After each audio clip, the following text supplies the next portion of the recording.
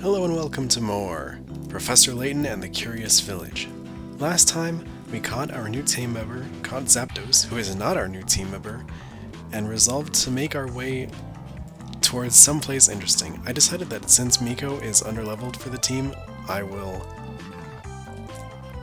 go to Cinnabar Island, the only island named after a dessert after all, and fight these hopefully water-type trainers along the way. This fisherman guy promised that our demise is imminent.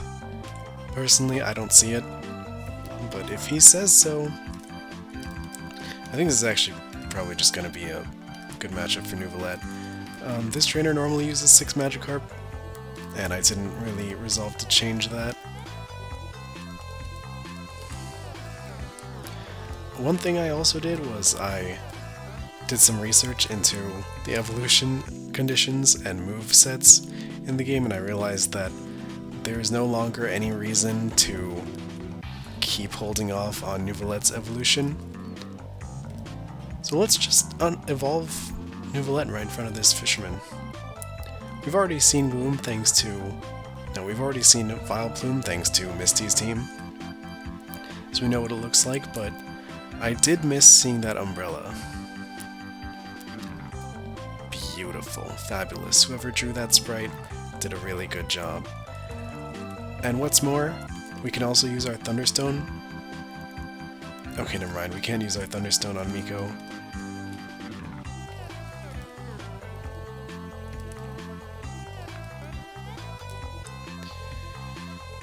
Sending out a seal.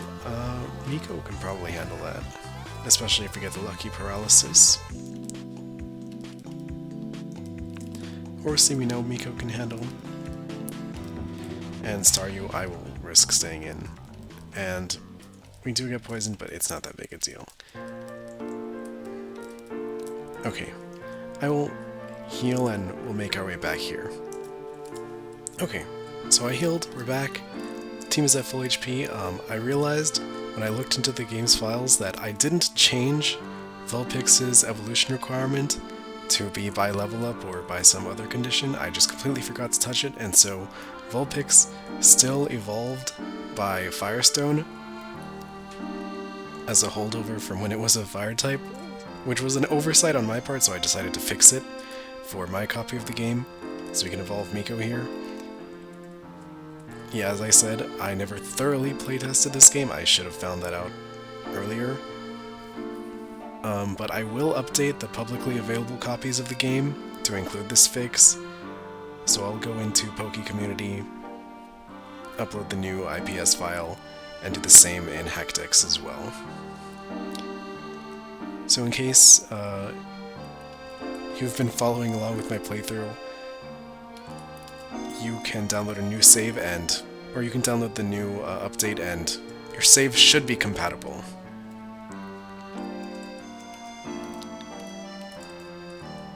Yeah, thankfully it's not like, it's not like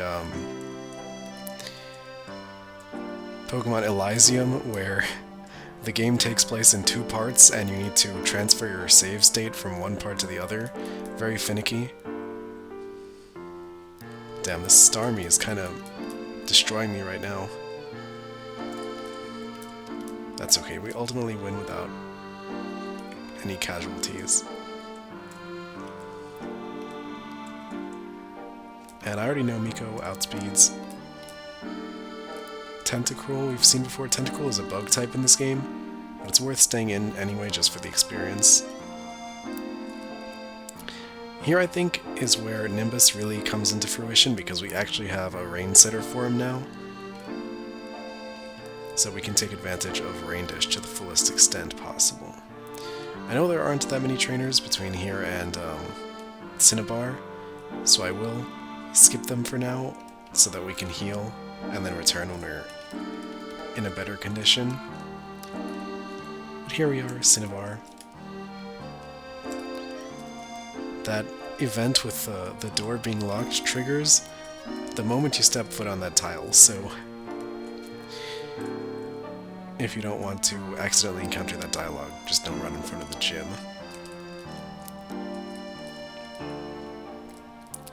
Yeah, this guy claims to be on a triathlon meet, but he's just standing absolutely still. Or he's treading water, not moving at all.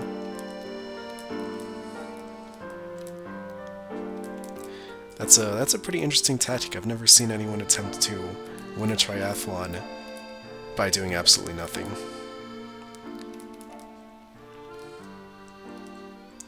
I think this is our first time seeing Rhyhorn.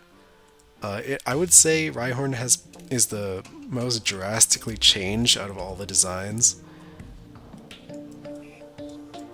It's pretty much a complete transformation, really. But Rhydon is less of a transformation. It is recognizable, so I wouldn't say it's like a catastrophic, literally unplayable type of thing.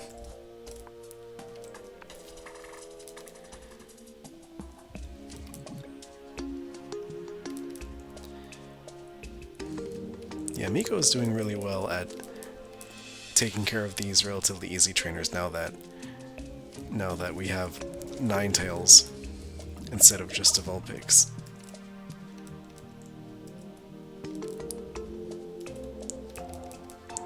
Yeah, the only thing holding us back is that our only move is Thunderbolt. When we get Thunder, that'll be pretty exciting. We can just spam 100% accurate Thunders.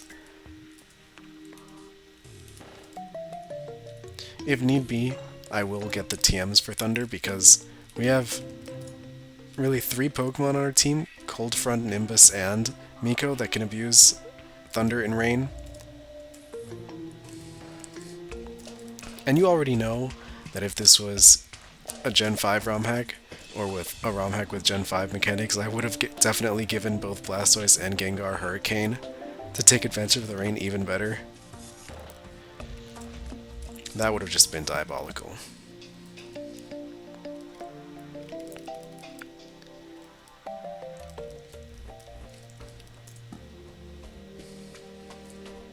I think we've already fought. Yeah, okay, that makes all the trainers on this route that we've already fought.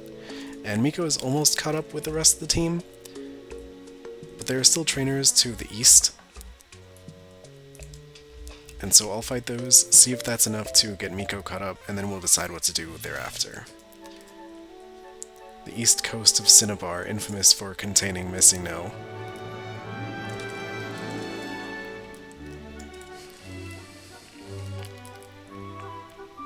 Yeah, Gen 1, infamous for containing lots of bugs and glitches.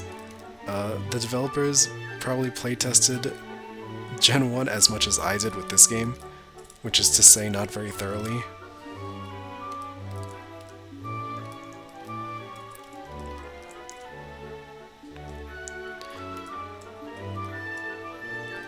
One of my favorite glitches in Gen 1 is the ability to use certain Pokemon as replacements for evolutionary stones.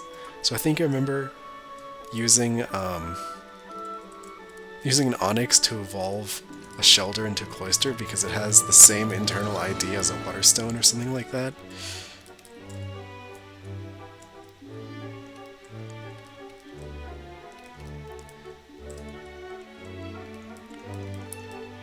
Okay, Miko's growing pretty quickly.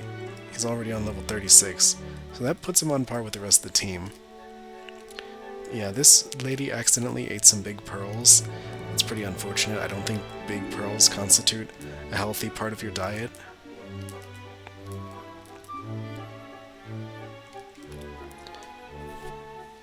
Yeah, we're gonna have to rely on Quick Attack to KO this Dugong, but that's fine. Okay, now Miko is definitely, unquestionably on par with the rest of the party. So I think with that, I'll head to Saffron City and we can start tackling the Team Rocket Grunts infesting Silph Co.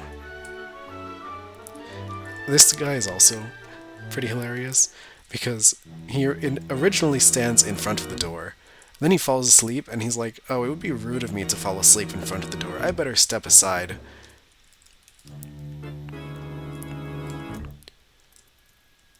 And this Team Rocket Grunt is very interested in how our day is going.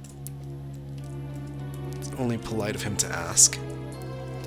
We can take advantage of Swift Swim and let Nouvellette get a couple one-shots with boosted Silphs here.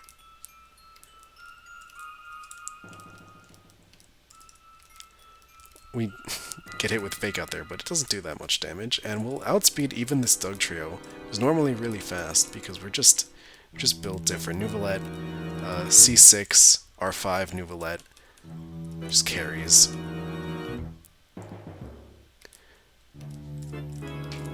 Let's see, I think I want Cold Front to get some experience, because Haunter evolves into Gengar at level 40 in this game, so I am pretty excited to see that.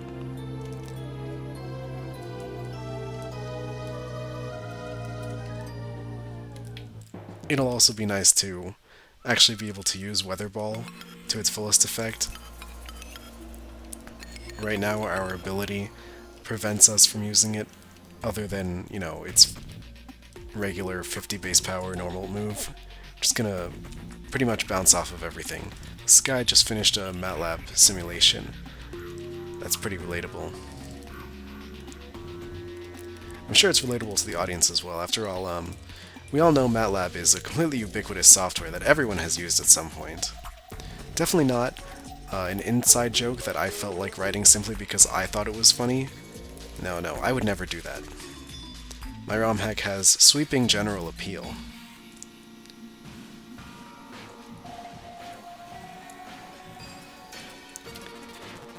Yeah, this place has a pretty confusing layout if you aren't familiar with it, but I am. So my general approach whenever I play this game is to go through every floor one by one, defeat all the trainers I can, and then go back and, you know, do the warp puzzle.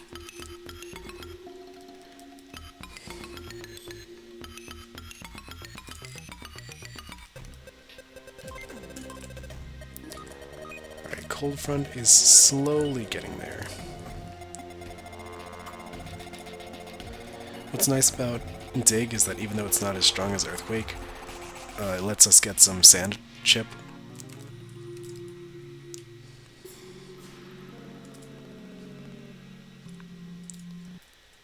Yeah, I think this is the floor that we'll need to come back to.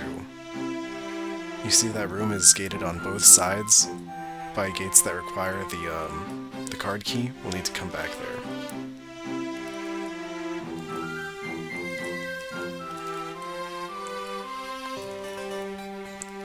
Even with +1 speed, Magneton is still slow enough to get outsped by Scourge. We could probably expect an Ice-type move here, so let's have Nouvellette take that. Okay, well, a Water-type move, that's fine as well. Farfetch'd, we know, is a Steel-type, but I want Cold Front to get the experience anyway.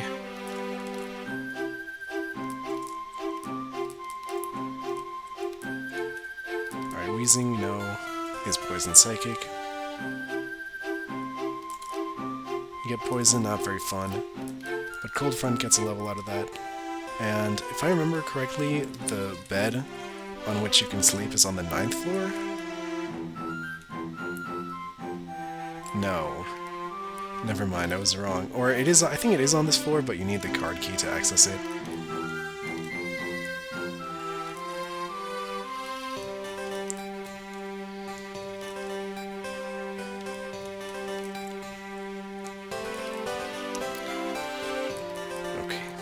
Thankfully, these Rocket Grunts aren't too much of a threat, so even though we're poisoned, I can still just tough it out.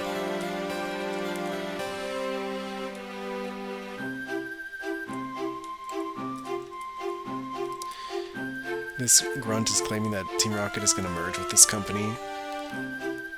We love to see mergers between big companies, that's like my favorite event.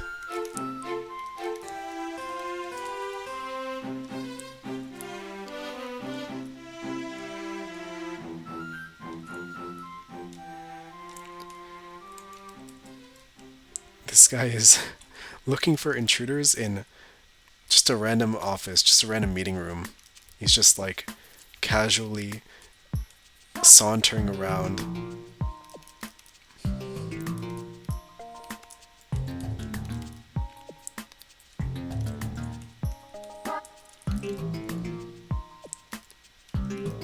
Alright, We managed to take advantage of Marowak's dig there or Marowak's bounce by using dig and dodging the hit. A TM41 contains Torment, I think it is? Yeah, Torment, not a move that I will ever use. Probably ever, like, I'm talking about ever in the entirety of my playing Pokemon, I will almost never, ever use Torment. But what baffles me even more than the existence of Torment as a TM is the existence of Snatch as a TM. It's almost infuriating that a move like Silver Wind or Signal Beam, which are really the only Bug-type moves, or viable Bug-type moves in this game, get left out of being TMs, while a move like Snatch not only gets to be a TM despite being completely useless, but also in Ruby, Sapphire, and Emerald, that TM is post-game. In Emerald, you get the TM for Snatch on the boat that takes you to the battle frontier. Just astonishing why that would even be the case. How did that happen?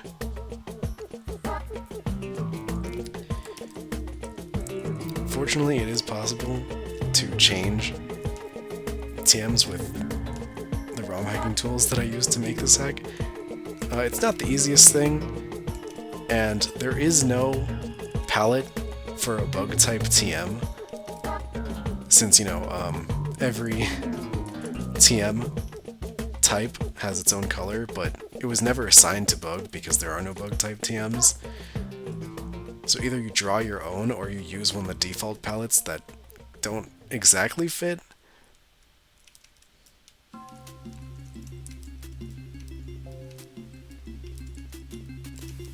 Yeah, this guy is relying on his company's president to take care of the rocket problem. That's definitely not going to happen.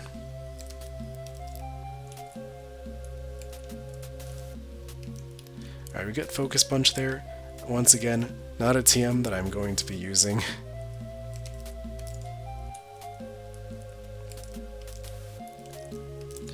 And I think this is the panel. Yeah, this is the war panel that takes us to Arrival. So let's... I think he leads with Pidgeot, or Pidgeotto. So let's have Cold Front take this kill. Alright, I will save, just in case. What kept you, Flame? Hahaha, I thought you'd turn up if I waited here. I guess Team Rocket slowed you down, not that I care. I saw you in Saffron, so I decided to see if you got better. Yeah, that's another one of the things that is really funny to me about these games. Our rival was just chilling in this particular room right before the room where Giovanni is having his meeting, and he's just standing here waiting for us to show up, not even doing anything. Cold Run is going to learn Heat Wave here, which, while it is a good move, I will probably never use because Gengar, I mean, once Cold Front evolves literally next level, it will get Drizzle, meaning that it's going to have the power of Heat Wave anyway, so it's only going to be useful for this one level. Our rival is bringing out Gyarados. We have our own Gyarados, so let's just have a mirror match for funsies. Alright, our Gyarados is better. Alakazam, I think we've already seen. I'm not sure if it has anything to hit Cold Front, but this will probably be the one and only time we make use of Heat Wave to get the one-shot on Alakazam. Venusaur we know is Steel Rock, so Snad can take care of that.